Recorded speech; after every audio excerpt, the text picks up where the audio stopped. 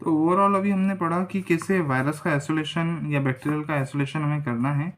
अब फाइनली जब आइसोलेशन होता है तो एक डायग्नोस्टिक रिजल्ट क्या होना चाहिए, उसका इंटरप्रिटेशन करेंगे। तो कभी कभी आइसोलेशन तो अच्छे से किया, लेकिन फिर भी हमें नेगेटिव रिजल्ट मिलता है, तो हमें ये नहीं समझना चाहिए कि माइक्रो ऑर्गेनिजम्स नहीं है।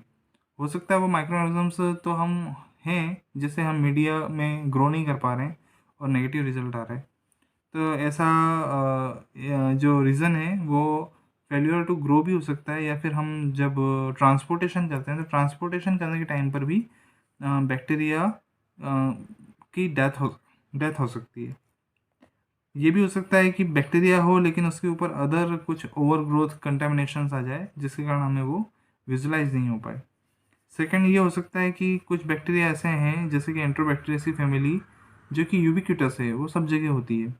तो ऐसे में जब हमें ई कोलाई वगैरह का जो आइसोलेशन करेंगे, तो वो एज ए कंटामिनेंट हमें समझना चाहिए, क्योंकि ई कोलाई जो होता है वो सॉइल में और फिशेस में होता है।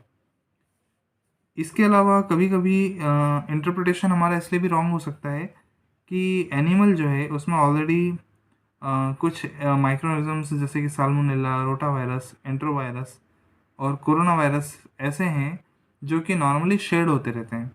तो इनमें एनिमल में कितनी बार कोई डिसीज़ नहीं मिलती, वो सब क्लिनिकल शेडर्स कहलाते हैं।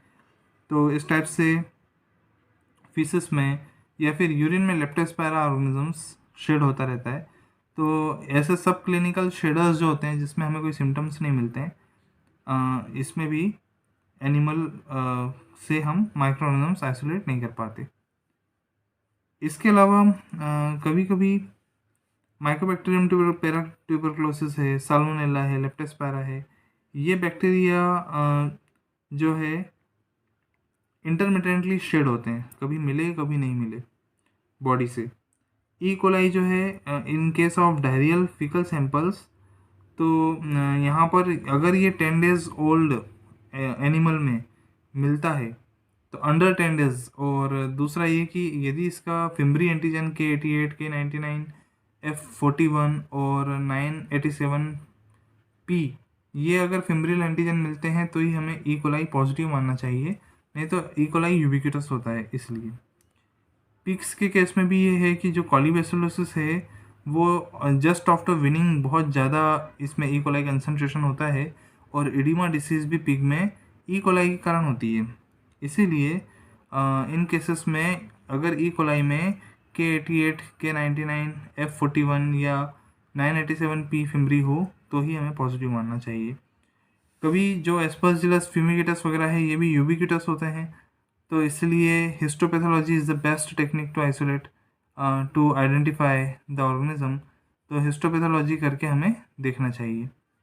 इसमें हम यहाँ पर ऐसे केस में ग्रो नहीं करते।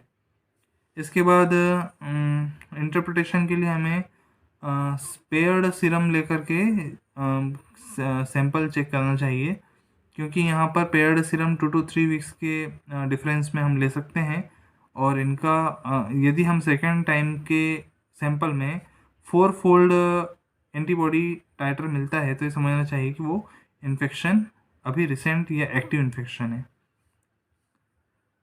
इसमें कभी कभी जैसे फ्लॉक वैक्सीनेशन या हर्ड वैक्सीनेशन करते हैं, फॉर एग्जांपल ब्रुसेलोसिस का, तो ये वैक्सीन से भी एनामनेस्टिक रिस्पॉन्स आने के कारण एंटीबॉडीज टाइटर बढ़ जाता है।